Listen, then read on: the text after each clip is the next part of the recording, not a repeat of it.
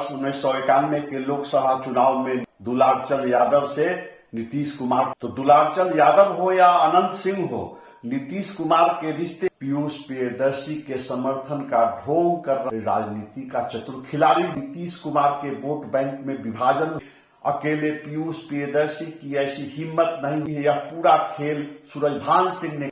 मैं आपके पास ऐसे समय में आया हूं जब बिहार विधानसभा चुनाव का रक्त रंजित आगाज हो चुका है। आपके मन में तरह तरह के सवाल हैं। कौन था दुलारचंद यादव या कौन थे दुलारचंद यादव? कौन है अनंत सिंह या कौन है अनंत सिंह?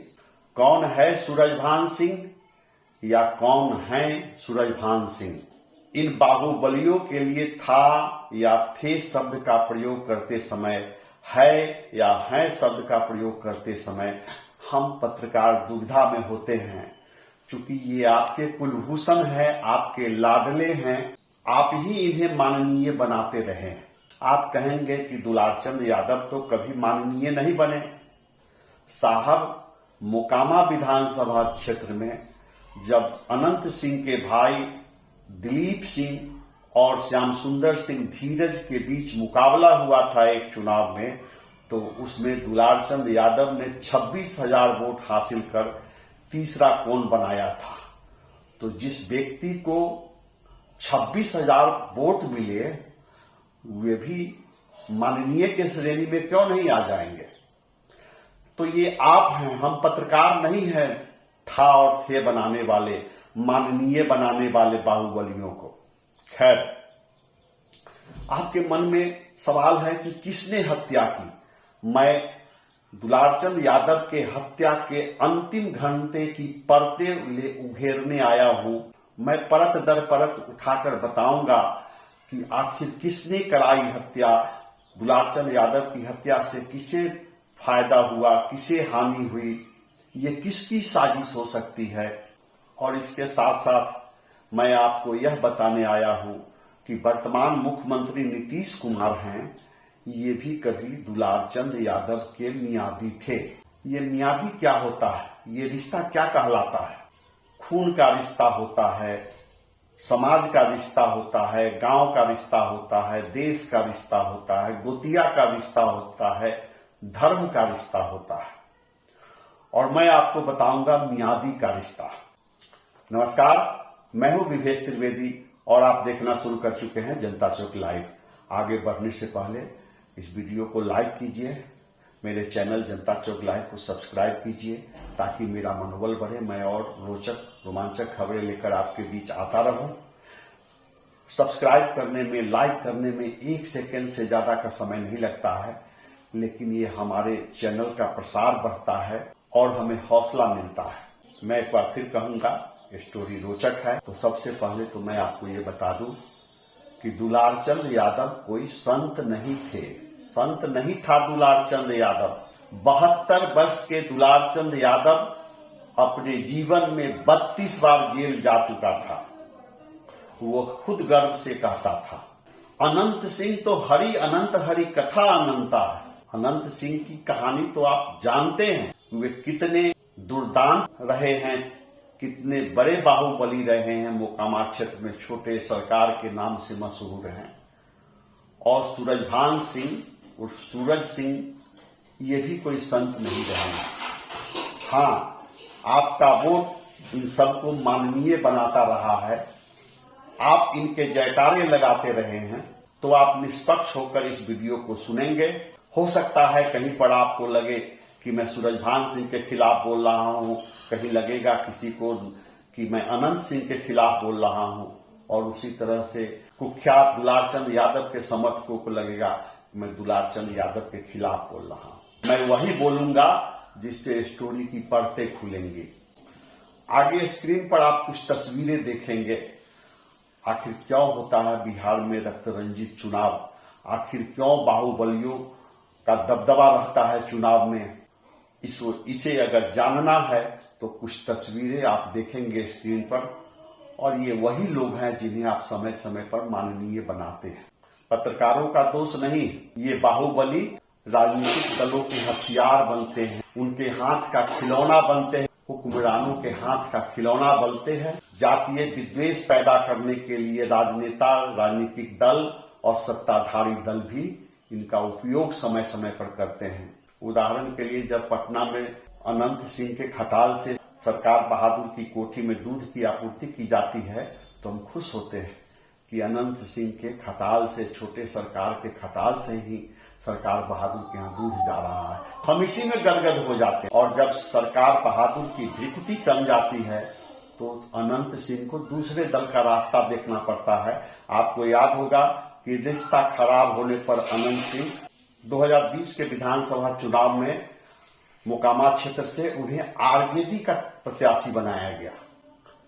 आज आरजेडी के नेता कह सकते हैं कि अनंत सिंह दुर्दांत हैं, कुख्यात अपराधी हैं, लेकिन ये लालू प्रसाद के भी लाडले थे अनंत सिंह। 2020 में उन्हें आरजेडी से टिकट दिया गया था, लेकिन सरकार बहादुर उनसे नाराज थे, अनंत सिंह से खफा थे, तो उनके घर से AK-47 बरामद करा दिया गया। कोर्ट से इस मामले में अनंत सिंह को 10 साल की सजा हो गई। आगे चलकर साक्ष्य के अभाव में हाईकोर्ट ने फैसले को निरस्त कर दिया, अनंत सिंह को बरी कर दिया। पूरे मामले में एक IPS अधिकारी लिपि सिंह की भूमिका, जो उन दिनों ASP थी, उनकी भूमिका जगजाहिर है, उस पर कहने की जरूरत नहीं है। लिपि सिंह RCP सिंह की पुत्री हैं और RCP सिंह का उन दिनों सत्ता के दरबार में दबदबा था, इकबाल बुलंद था। नीतीश कुमार के बाद नंबर 2 पर होते थे RCP सिंह। RCP टैक्स की चर्चा मैं करूं तो स्टोरी लंबी हो जाएगी, हम विषयांतर हो जाएंगे। बिहार की जनता को पता है कि कितने साफ छवि के, कितने ईमानदार थे या नहीं थे RCP सिंह। तो RCP सिंह की पुत्री लिपि सिंह जो IPS अधिकारी थी, ASP थी, उनकी बड़ी भूमिका थी अनंत सिंह के घर से हथियार बरामदगी दिखाने में। बहरहाल कोर्ट ने अनंत सिंह को बरी कर दिया, लेकिन इससे पहले जैसे ही 10 साल की सजा हुई, अनंत सिंह की बिहार विधानसभा की सदस्यता समाप्त हो गई और मोकामा में उपचुनाव कराया गया। राष्ट्रीय जनता दल ने एक बार फिर अनंत सिंह की पत्नी नीलम देवी को टिकट दिया और नीलम देवी मोकामा से राजद विधायक निर्वाचित हुई। उन दिनों आपको राजद के नेता नहीं कहते कि अनंत सिंह आपराधिक पृष्ठभूमि के हैं, माफिया हैं, डॉन हैं, नहीं कहते, लेकिन सत्ताधारी लोग गिरगिट की तरह रंग बदलते हैं। कुछ ही दिनों के बाद अनंत सिंह की जरूरत महसूस हुई। अनंत सिंह फिर से सरकार बहादुर के लाडले हो गए। वे जेल से बाहर आए और नीतीश कुमार का गुणगान करने लगे। और इस चुनाव में अनंत सिंह जनता दल यू के प्रत्याशी बनाए गए हैं, चूंकि वे कोर्ट से बरी हो चुके हैं। इस हमाम में सब नंगे हैं, राजद, भाजपा, कांग्रेस। आपके मन में बार बार सवाल उठता है कि बिहार में बाहुबलियों का बोलबाला क्यों है, बाहुबलियों को प्रत्याशी क्यों बनाया जाता है? तो इसमें आप कहने का मतलब मतदाता भी उतने ही दोषी हैं जितना राजनीतिक दल के लोग, पार्टियां दोषी है। सत्ताधारी हो या विपक्षी हो, सब इन्हें महिमा मंडित करते हैं और हम तो उन्हें माननीय बनाते ही वोट देकर, माला पहनाकर, जयकारा लगाकर, और बाद में रोना रोते हैं कि हमारे पास तो कोई विकल्प नहीं था। मैं दूसरा उदाहरण दे देता हूं आपको। शहाबुद्दीन का मामला है। जब शहाबुद्दीन की जरूरत थी, जब लालू राबड़ी सरकार के लिए बहुमत जुटाने की व्यवस्था करनी पड़ती थी, विधायकों को एक होटल के कमरे में बंद करना होता था, एक तरह से कहे अघोषित रूप से बंधक बनाना होता था, तो उसमें शहाबुद्दीन की भूमिका होती थी। शहाबुद्दीन लालू प्रसाद के लाडले हो जाते थे, लेकिन लालू प्रसाद ने भी मोहम्मद शहाबुद्दीन का उपयोग यूज एंड थ्रो की नीति के तहत किया। राजनीतिक दलों को जब एक जाति विशेष को अपमानित करना रहता है दूसरी जातियों की सहानुभूति बटोरने के लिए, तो उस जाति विशेष के बाहुबली नेता को अपमानित किया जाता है, उसे सजा दिलाई जाती है, उसे केस में फंसाया जाता है। और फिर जब दूसरे समाज को नाराज करते हुए पहले वाले समाज को अपनाना होता है, उसके वोट की जरूरत होती है, तब फिर वही बाहुबली नेता सरकार का लाडला हो जाता है, राजनीतिक दल का लाडला हो जाता है। और अंडरवर्ल्ड के डॉन मोहम्मद शहाबुद्दीन इसी तरह से कभी लालू प्रसाद की साजिश के शिकार हुए और कभी उनके बहुत करीब रहे। और जब शहाबुद्दीन ने कह दिया कि नीतीश कुमार परिस्थितियों के मुख्यमंत्री हैं, तो उनकी भी अंतिम गिनती शुरू हो गई। उनकी गिरफ्तारी भी हुई और फिर जेल में बीमार होकर उन्होंने अंतिम सांस भी ली। उनकी मौत संदिग्ध परिस्थितियों में हुई। तो आप सीधे चलिए मोकामा के टाल क्षेत्र में क्या हुआ। जैसे ही दुलारचंद यादव की हत्या की खबर आई, मेरी पैनी नजर रही हुई है उस समय से लगातार मैं मोकामा से आ रहे एक एक वीडियो पर गौर कर रहा हूं। कौन क्या कह रहा है, किसके बयान में किस तरह का विरोधाभास है, मैं पहले घंटे से ही हर वीडियो को देखने की कोशिश कर रहा हूं। एक बार मैं फिर कहूंगा कि दुलारचंद यादव संत नहीं था, अनंत सिंह संत नहीं है, सूरजभान सिंह संत नहीं है। अगर यह मानकर इस स्टोरी को देखेंगे तो आपको वस्तु स्थिति की निष्पक्ष जानकारी हो सकेगी। घटना के कुछ ही मिनटों बाद का एक वीडियो आया पीयूष प्रियदर्शी मोकामा विधानसभा क्षेत्र से जन सुराज पार्टी का प्रत्याशी है। वह मोकामा क्षेत्र का निवासी नहीं है, दूसरे क्षेत्र का निवासी है। और पीयूष प्रियदर्शी बदहवास है, कह रहा है कि हम लोगों पर हमला हो गया है, मेरी गाड़ी का शीशा तोड़ दिया गया है। एक गाड़ी दिखा रहा है पीयूष प्रियदर्शी जिसके शीशे टूटे हुए हैं, लेकिन पीयूष प्रियदर्शी के गले में माला यथावत है, उसके चेहरे पर कहीं कोई खरोंच नहीं है, उसके कपड़े का क्रीज नहीं टूटा है। हाँ, वो बार बार ये कह रहा है कि दुलारचंद चा पर भी हाथ चला दिया गया है, दुलारचंद चा पर भी हाथ चला दिया गया है। उस समय पीयूष प्रियदर्शी ने एक बार भी नहीं कहा कि दुलारचंद यादव पर गोली चली है या दुलारचंद यादव की हत्या हो गई है। अगर पीयूष प्रियदर्शी को पता होता कि दुलारचंद यादव की हत्या हो गई है तो पीयूष प्रियदर्शी उसमें स्पष्ट बोल रहे होते। पीयूष प्रियदर्शी का कहना था कि दुलारचंद चा हमारे प्रचार में थे, हमारे पक्ष में प्रचार कर रहे थे। जन सुराज पार्टी के प्रत्याशी पीयूष प्रियदर्शी कह रहे हैं। अब दूसरा वीडियो है दुलारचंद यादव के पोता का। दुलारचंद यादव का पोता कह रहा है कि नहीं, मेरे दादाजी जन सुराज पार्टी का प्रचार नहीं कर रहे थे, हमारे साथ थे, हम उनके साथ थे। वे आरजेडी का प्रचार कर रहे थे, वे जन सुराज पार्टी का प्रचार नहीं कर रहे थे, हमारे सामने उन पर हमला हुआ। ये दुलारचंद यादव का पोता कह रहा है। दूसरी ओर पीयूष प्रियदर्शी कह रहा है कि नहीं, दुलारचंद यादव मेरे गाड़ी पर थे, मेरे बगल की सीट पर थे और वो मेरे लिए प्रचार कर रहे थे। तो ये पहला विरोधाभास है। पोता कह रहा है कि राजद का प्रचार कर रहे थे, सूरजभान सिंह का प्रचार कर रहे थे दुलारचंद यादव। पीयूष प्रियदर्शी कह रहे हैं कि नहीं, हमारी गाड़ी पर थे और जन सुराज पार्टी का प्रचार कर रहे थे, हमारा समर्थन कर रहे थे। और अगर आप पिछले एक सप्ताह में पीयूष प्रियदर्शी के वीडियो को देखेंगे तो आपको पता चलेगा कि किस तरह से पीयूष प्रियदर्शी जातीय विद्वेष पैदा करने की कोशिश में है अपने बयानों से। मोकामा क्षेत्र में अगरा, पिछड़ा, यादव, धानुक, भूमिहार, इन जातियों के बीच एक विद्वेष पैदा करने की कोशिश में है। आप महसूस करेंगे कि पीयूष प्रियदर्शी राजद और जनता दल यू के प्रत्याशियों के बीच अपने लिए एक गलियारा, सुरक्षित गलियारा खोज रहा है अपनी जीत सुनिश्चित करने के लिए। उसकी कोशिश है कि एक ही जाति के दो प्रत्याशी जब लड़ेंगे तो धानुक समाज से हम हैं, हम पिछड़ी जातियों का वोट लेकर जीत सकते हैं। इसलिए पीयूष प्रियदर्शी जातीय आग फैलाने की कोशिश में है। आपको पता है कि मोकामा विधानसभा क्षेत्र से राष्ट्रीय जनता दल ने अंडरवर्ल्ड डाउन पूर्व सांसद सूरजभान सिंह की पत्नी बीना देवी को प्रत्याशी बनाया है। बीना देवी खुद भी मुंगेर से एमपी रह चुकी हैं। तो सूरजभान सिंह की पत्नी को प्रत्याशी बनाने से आरजेडी को परहेज नहीं है और एनडीए को भी परहेज नहीं है। एनडीए भी सूरजभान सिंह की पत्नी को, भाई को संसदीय चुनावों में प्रत्याशी बनाता रहा है। सभी दल एक ही थैली के चट्टे बरते हैं। तो सूरजभान सिंह की पत्नी बीना देवी का मुकाबला जेडीयू प्रत्याशी अनंत सिंह से है और तीसरा कोण बनाने की कोशिश में है पीयूष प्रियदर्शी। तो ये जांच का विषय है कि घटना स्थल पर दुलारचंद यादव किसके गाड़ी पर थे, किसके समर्थन में प्रचार कर रहे थे, आरजेडी का प्रचार कर रहे थे या जन सुराज पार्टी का प्रचार कर रहे थे। अब एक और वीडियो की बात मैं करता हूं। उस वीडियो में दुलारचंद यादव खुद रोड़ेबाजी कर रहे हैं, एक गाड़ियों के काफिले पर, अनंत सिंह के गाड़ियों के काफिले पर वो रोड़ेबाजी कर रहे भीड़ में खुद दुलारचंद यादव है, उनको खुद पत्थर चलाते हुए देखा जा रहा है। और अनंत सिंह के समर्थक कर रहे हैं, देखिए हमारी गाड़ियों के शीशे तोड़े गए हैं, हम लोग घायल हैं, पत्थरबाजी हुई है, हमारी उंगली से खून निकल रहा है, हमारे बदन से खून निकल रहा है। तो यह साफ हो जाता है कि हत्या से पहले दुलारचंद यादव हमलावर भीड़ में शामिल थे और वे भी रोड़ेबाजी कर रहे थे, वे भी ललकार रहे थे, उनके समर्थक भी ललकार रहे थे अनंत सिंह के काफिले को।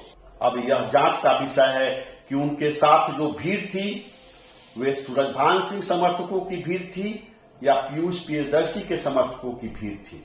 मैं बार बार सूरजभान सिंह और आरजेडी का नाम इसलिए ले रहा हूं कि पिछले 10 दिनों में दुलारचंद यादव के कई वीडियो वायरल हुए हैं जिसमें वे कह रहे हैं 300% कहता हूं तेजस्वी यादव की सरकार बनेगी, तेजस्वी यादव मुख्यमंत्री बनेंगे, आरजेडी को बहुमत मिलेगा, आरजेडी को वोट देना है। तो ये तो स्पष्ट है कि दुलारचंद यादव आरजेडी के पक्ष में थे, आरजेडी का समर्थन कर रहे थे। तो घटनास्थल पर पीयूष प्रियदर्शी के साथ वे कैसे हमलावर भीड़ में शामिल हो गए? इससे एक बात तो जाहिर हो रही है कि उस दिन हमले की साजिश में कहीं न कहीं राजद और जन स्वराज पार्टी की मिलीभगत थी, संयुक्त कोशिश थी, संयुक्त अभियान था, यह स्पष्ट हो गया। आप इसे इस रूप में भी देख सकते हैं कि एनडीए जो गोलबंदी कराती है हिंदू समाज की, क्या उस गोलबंदी को तोड़ने के लिए पीयूष प्रियदर्शी को बाहर से लाकर मोकामा क्षेत्र में मोहरा बनाया गया कि ये धानुक समाज का वोट काटेंगे और एनडीए के वोट बैंक में बिखराव होगा और आरजेडी का रास्ता प्रशस्त हो जाएगा, सूरजभान सिंह की पत्नी बीना देवी का रास्ता प्रशस्त हो जाएगा। अब यह जांच का विषय है कि दुलारचंद यादव की हत्या पूर्व नियोजित साजिश थी या घटना स्थल पर जो अचानक परिस्थिति बनी उसमें दुलारचंद यादव की हत्या हो गई। इसमें अनंत सिंह के बयान पर भी गौर करना जरूरी है। अनंत सिंह का बयान है कि मैं 40 गाड़ियों के काफिले के साथ चल रहा था, मेरे काफिले की 30 गाड़ियां आगे निकल गई, रोड़ेबाजी जब हो रही थी मैंने अपने समर्थकों को मना किया कि ये लोग उकसावे वाली कार्रवाई कर रहे हैं, हम लोगों को कोई जवाब नहीं देना है, हम लोग निकल चले यहां से। तो 30 गाड़ियां निकल गई और उनके काफिले की 10 गाड़ियां पीछे छूट गई, जिस पर दुलारचंद यादव ने हमला किया। पहला हमला दुलारचंद यादव ने ही किया और दुलारचंद यादव के समर्थकों ने अनंत सिंह के काफिले की 7-8 गाड़ियों के शीशे चकनाचूर कर दिए, ये अनंत सिंह का कहना है। और एक गाड़ी तो इतनी बुरी तरह से चकनाचूर हो गई कि उसे घटनास्थल पर ही छोड़कर आना पड़ा। यह बयान देते समय अनंत सिंह को भी पता नहीं है कि घटनास्थल पर दुलारचंद यादव की हत्या हो गई। फिर तीसरी बात, पीयूष प्रियदर्शी जब कह रहे हैं कि दुलारचंद यादव पर भी हाथ छोड़ा गया है, उस समय पीयूष प्रियदर्शी नहीं कह रहे हैं कि उनको गोली मारी गई है। हाँ, दुलारचंद यादव के समर्थक कह रहे हैं, पीयूष प्रियदर्शी कह रहे हैं कि अगर दुलारचंद यादव गाड़ी पर से नहीं उतरते तो उनकी हत्या नहीं होती। तो यह स्पष्ट है कि दुलारचंद यादव गाड़ी पर से उतर गए थे। अब जांच का विषय यह है कि दुलारचंद यादव की हत्या जहां पर हुई वहां पर उनको कौन ले गया। पीयूष प्रियदर्शी के पास कोई वीडियो नहीं है दुलारचंद यादव के हत्या के समय की। कौन ले गया, कहां से उठा लिया? उस भीड़ से दुलारचंद यादव अलग कैसे हो गए? पुलिस को इस बिंदु पर जांच करनी होगी। ऐसा तो नहीं है कि दुलारचंद यादव के साथ भीड़ में कुछ साजिशकर्ता शामिल हुए थे जो हर हाल में उस दिन रक्त रंजित कराना चाहते थे मोकामा के टाल क्षेत्र को, जो पूरी साजिश कर चुके थे पहले से कि किसी तरह से खूनी भिड़ंत हो जाए और जातीय नफरत पैदा हो जाए, और इसकी तैयारी करके ही दुलारचंद यादव के साथ साजिशकर्ता भी शामिल थे। क्या हत्यारे दुलारचंद यादव का नकली समर्थक बनकर उनको भीड़ से अलग ले गए, किसी गाड़ी में बैठाकर अलग ले गए, उनकी हत्या कर डाली? जो एफआईआर हुआ है उसमें अनंत सिंह समेत 5 लोगों को आरोपित किया गया है। मैं एफआईआर का खंडन नहीं करता हूं, लेकिन इस बात की सघन जांच की जरूरत है कि कौन लोग हत्यारे थे और दुलारचंद यादव की हत्या से किस किस को फायदा होने वाला है। कौन कौन लोग चाहते हैं कि मोकामा में जातीय नफरत फैल जाए, जातीय विद्वेष फैले, आग भर के दुलारचंद यादव की हत्या से राजनीतिक लाभ, चुनावी लाभ किसको किसको होना था। अनंत सिंह अपने पैर में कुल्हाड़ी मारेंगे मतदान से एक सप्ताह पहले। पुलिस को इस बात की भी जांच करनी चाहिए कि जिस भीड़ ने रोड़ेबाजी की, जिस भीड़ ने अनंत सिंह के काफिले पर हमला किया, उसमें राजद के लोग शामिल थे या उसमें जन सुराज के लोग शामिल थे या उसमें दोनों लोग शामिल थे या उस भीड़ में, हमलावर भीड़ में कुछ साजिशकर्ता शामिल थे कि यहीं पर रक्त रंजित करा देना है मोकामा के चुनाव को। एक और वीडियो पर गौर कीजिए। दुलारचंद यादव बार बार अनंत सिंह की पत्नी नीलम देवी का नाम लेकर आपत्तिजनक गालियां दे रहे हैं, भद्दी गालियां दे रहे हैं, ऐसी ऐसी बातें कह रहे हैं जिनका जिक्र मैं यहां पर आपके सामने कैमरा में के सामने नहीं कर सकता। और दुलारचंद यादव बार बार जातीय विद्वेष फैलाने की भी कोशिश कर रहे हैं। वे अनंत सिंह के खिलाफ, उनकी पत्नी के खिलाफ आग उगल रहे हैं। और वहीं पर जब कोई पत्रकार उनसे सूरजभान सिंह का नाम पूछता है तो वे एकाएक नरम पड़ जाते हैं, सूरजभान सिंह के खिलाफ नहीं बोलते हैं। तो यहाँ पर 3 बिंदुओं पर गौर किया जा सकता है। अनंत सिंह की गाड़ियों के काफिले की कुछ अंतिम गाड़ियां जो फंस गई थी दुलारचंद यादव के हमलावरों के बीच, क्या उन लोगों की जवाबी कार्रवाई में दुलारचंद यादव की हत्या हो गई, या जन सुराज वालों ने जातीय विद्वेष फैलाने के लिए दुलारचंद यादव को निशाना बनाया, या राष्ट्रीय जनता दल ने अनंत सिंह के खिलाफ आग भड़काने के लिए दुलारचंद यादव को धोखा देकर उनकी जान ले ली। यह भी जांच का विषय है कि जब दुलारचंद यादव के पैर में गोली मारी गई तो उस समय उनके आसपास कौन लोग थे, वो वीडियो फुटेज कहां है। कोई भी घटना आजकल घटती है दिन में तो सैकड़ों लोगों के पास मोबाइल होते हैं और वीडियोग्राफी की जाती है, हर एंगल से वीडियोग्राफी होती रही है। इस घटना में भी जो काफिले पर हमला हो रहा है, रोड़ेबाजी हो रही है, गाड़ियों के शीशे तोड़े जा रहे हैं, गाड़ी लेकर लोग भाग रहे हैं, बांध के नीचे छिपते छिपाते भाग रहे हैं, कई एंगल से वीडियो है। कहीं ऐसा तो नहीं कि दुलारचंद यादव को सुरक्षित घटनास्थल से अलग ले जाने के बहाने साजिशकर्ता उनको अपनी गाड़ी में बैठा लिए और आगे जाकर उनके पैरों में गोली मार दिए। दुलारचंद यादव के पैर में गोली मारने के बाद उन्हें गाड़ी से कुचला गया और कहा जाता है कि उससे जान चली गई। कुछ लोग यह भी कह रहे हैं कि दुलारचंद यादव के सीने में भी एक गोली लगी। तो यह पोस्टमार्टम रिपोर्ट से पता चलेगा कि दुलारचंद यादव की मौत सीने में गोली लगने से हुई या उनके शरीर पर गाड़ी चलाए जाने से हुई। किस दिशा से दुलारचंद यादव आए थे और कहां जा रहे थे, अनंत सिंह का काफिला किस दिशा से आया और उनके लोग किस दिशा में भागे। जांच का विषय यह भी है कि जो रोड़ेबाजी की गई, रोड़े कहां से लाए गए थे, कौन लाया था, कहां से जुटाया गया था, किसकी साजिश थी रोड़ेबाजी की। अनंत सिंह के क्षेत्र भ्रमण का कार्यक्रम पूर्व निर्धारित था। ताल क्षेत्र में सबको पता था कि अनंत सिंह का काफिला यहां से गुजरने वाला है और अनंत सिंह की गाड़ियों के काफिले में हथियार होते हैं कि ये किसी से छिपा हुआ नहीं है। फिर भी ये कैसी हिम्मत हुई लोगों की, किन लोगों की हिम्मत हुई कि अनंत सिंह के काफिले पर हमला कर बैठे। और हमलावरों में दुलारचंद यादव को भी देखा जा रहा है। दुलारचंद यादव भी रोड़ेबाजी कर रहे हैं। किसके लिए रोड़ेबाजी कर रहे हैं दुलारचंद यादव, किसके बहकावे में रोड़ेबाजी कर रहे हैं या किसकी साजिश के तहत रोड़ेबाजी कर रहे हैं। अब आप एक बात कान खोलकर सुन लीजिए। दुलारचंद यादव आरजेडी का कट्टर समर्थक था। वह इस चुनाव में मोकामा विधानसभा क्षेत्र में पीयूष प्रियदर्शी के समर्थन का ढोंग कर रहा था। दुलारचंद यादव डंके के चोट पर ऐलान कर रहा था कि इस बार तेजस्वी की सरकार बनेगी, आरजेडी की सरकार बनेगी। तो दुलारचंद यादव राजनीति का चतुर खिलाड़ी भी था। उसने एक सोची समझी रणनीति के तहत जन सुराज के प्रत्याशी पीयूष प्रियदर्शी का समर्थन इसलिए करना शुरू किया, इस चालाकी से समर्थन किया कि अगर पीयूष प्रियदर्शी धानुक समाज का वोट काट लेगा, पिछड़ी जातियों का वोट काट लेगा, तो यह सब नीतीश कुमार के वोट बैंक में विभाजन हो जाएगा, एनडीए का वोट विभाजित हो जाएगा और आरजेडी की जीत सुनिश्चित हो जाएगी।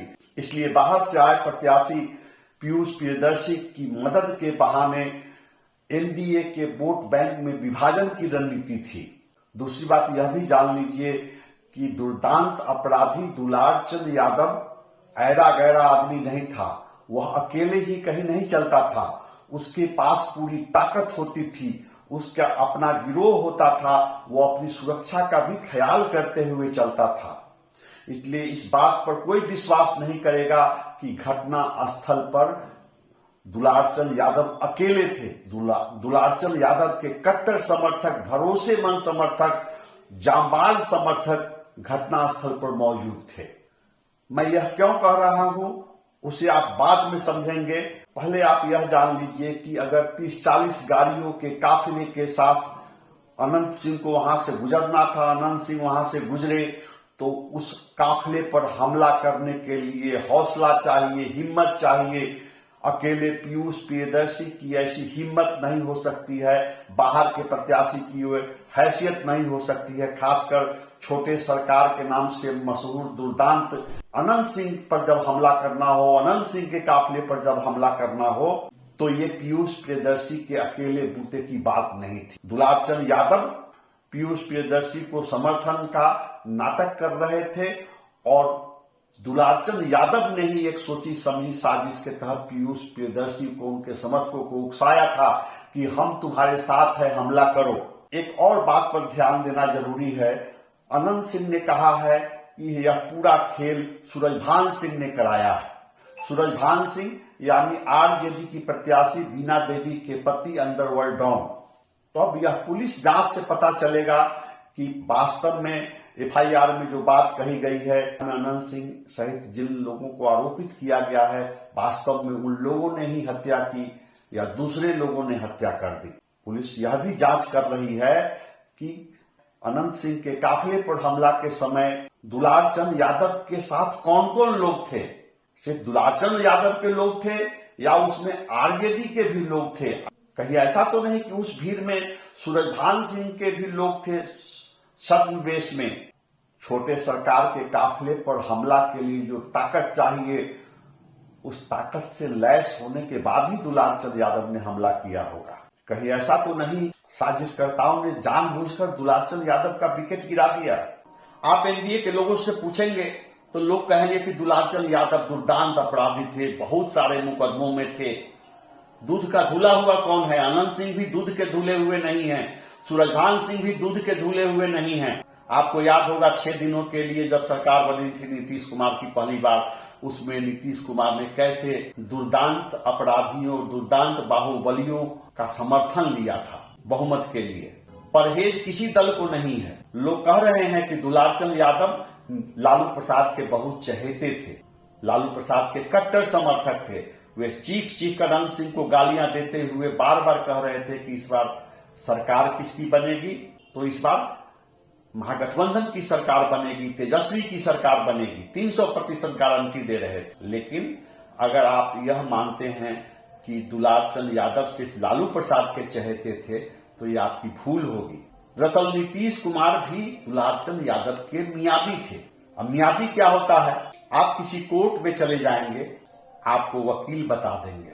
आईपीसी की धारा में मियादी शब्द की चर्चा नहीं है, लेकिन वकील बताएंगे, जेल से आए हुए कैदी बताएंगे, किसी सजा में अभियुक्त बनाए गए आरोपित बताएंगे कि मियादी किसे कहा जाता है।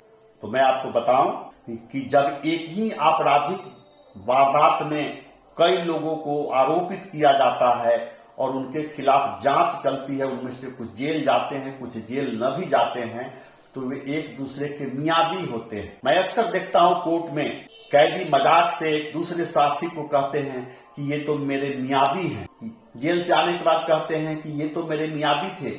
मतलब हम लोग एक ही केस में आरोपित थे, अभियुक्त बनाए गए थे। हो सकता है उसमें से किसी को सजा हुई, किसी को कोर्ट से बाइज्जत रिहा कर दिया गया, किसी को पुलिस जांच में ही मुक्त कर दिया गया, लेकिन उस केस में एक साथ सब लोग आरोपित होते हैं। तो जैसे खून का रिश्ता होता है, गुतिया का दियाद का रिश्ता होता है, समाज का रिश्ता होता है, जाति का रिश्ता होता है, धर्म का रिश्ता होता है, देश का रिश्ता होता है कि हम भारतवासी हैं, उसी तरह से एक मियादी का भी रिश्ता होता है। तो नीतीश कुमार दुलारचंद यादव के मियादी रहे हैं। अब कैसे? तो बात है 1991 के मध्यावधि चुनाव की बात है। वर्ष 1991 के लोकसभा चुनाव में नीतीश कुमार बाढ़ से निर्वाचित हुए थे, बाढ़ से चुनाव लड़े थे और उस चुनाव में दुलारचंद यादव से नीतीश कुमार को भरपूर सहयोग मिला था। तो दुलारचंद यादव हो या अनंत सिंह हो, नीतीश कुमार के रिश्ते बहुत गहरे हैं, बहुत पुराने हैं। बाढ़ में पंडारक के पास एक बूथ पर कांग्रेस नेता सीताराम सिंह की हत्या हो गई थी 16 नवंबर 1991 को। उस मामले में कांग्रेस नेता सीताराम सिंह की हत्या के मामले में नीतीश कुमार, जो अभी बिहार के मुख्यमंत्री हैं, उन दिनों मुख्यमंत्री नहीं थे, नीतीश कुमार और दुलारचंद यादव समेत 4 लोगों को आरोपित बनाया गया था। 4 लोगों पर FIR दर्ज किया गया था। हालांकि बाद में नीतीश कुमार को पुलिस जांच में मुक्त कर दिया गया था। उनके खिलाफ जो आरोप थे उसे पुलिस ने निरस्त कर दिया था। लेकिन चूंकि दोनों हत्या के एक ही मामले में आरोपित हुए थे, तो नीतीश कुमार दुलारचंद यादव के मियादी हुए। यह कहीं कानून के किताब में मियादी शब्द नहीं लिखा गया है। ये कैदियों की, अपराधियों की आपसी भाषा होती है और वकीलों की भी ये भाषा होती है। तो नाम कैसे आया? मैं यह नहीं कहता हूं कि कांग्रेस नेता सीताराम सिंह की हत्या में नीतीश कुमार भी शामिल थे या उन्होंने ही हत्या की। ये मैं यह भी नहीं कह रहा हूं कि नीतीश कुमार के कहने पर सीताराम सिंह की हत्या कर दी गई थी। लेकिन इस केस से तो इतना स्पष्ट हो जाता है कि उस चुनाव में दुलारचंद यादव नीतीश के समर्थन में थे, नीतीश के साथ थे, एक ही प्लेटफॉर्म पर थे। तो हमाम में सब नंगे हैं। हम अपने अपने कुलभूषणों पर इतराते हैं, गौरवान्वित होते हैं। और यही वजह है कि बिहार विधानसभा चुनाव 2025 में अलग अलग विधानसभा क्षेत्रों में महागठबंधन ने भी, NDA ने भी, राजद ने भी, भाजपा ने भी, JDU ने भी आपराधिक पृष्ठभूमि के लोगों को प्रत्याशी बनाया गया। एक बार फिर से शहाबुद्दीन के लड़के ओसामा साहब को प्रत्याशी बनाया है RJD ने सूरजभान सिंह की पत्नी को प्रत्याशी बनाया है। JDU ने अनंत सिंह को प्रत्याशी बनाया है। भाजपा ने सुनील पांडे के लड़के को प्रत्याशी बनाया है। गुलाब पांडे के भतीजे को प्रत्याशी बनाया है। इस चुनाव में बोगो सिंह प्रत्याशी है। इस चुनाव में धूमल सिंह प्रत्याशी हैं। इस चुनाव में मुन्ना शुक्ला की लड़की को प्रत्याशी बनाया गया है। तो ये जो पार्टियां हैं इस चुनाव में बाहुबलियों के वारिसों को स्थापित करने जा रही हैं। और हम ताली बजा रहे हैं, हम नारेबाजी कर रहे हैं। इनमें से बहुत लोगों की जीत भी होने वाली है। ऐसे ऐसे नायकों के लिए हम जयकारे लगा रहे हैं, ऐसे ऐसे खलनायकों के लिए हम नारे लगा रहे हैं कि हमारे समाज की बेटियां सिसक रही है कि ये जो प्रत्याशी बनाया गया है ये मुझे पत्नी बनाकर रखा और मुझे छोड़ रहा, सड़क पर छोड़ रहा है। चौराहे पर रो रही लड़की कहती है कि मैं इनकी पत्नी हूं, मैं इनकी ब्याहता हूं, मैं इतने दिनों तक इनके साथ पत्नी बनकर रही। फिर दूसरी गायिका है, वो रोती है, कहती है इसने तो मुझे रखैल बना करके रखा। और हम ताली बजा रहे हैं, हमारा तो नायक है।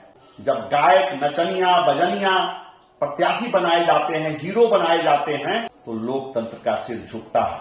उम्मीद है कि आपको यह स्टोरी पसंद आई होगी। अगर यह स्टोरी आपको पसंद आई है तो इसे शेयर कीजिए, वीडियो को लाइक कीजिए, मेरे चैनल जनता चौक लाइव को सब्सक्राइब कीजिए। नमस्कार।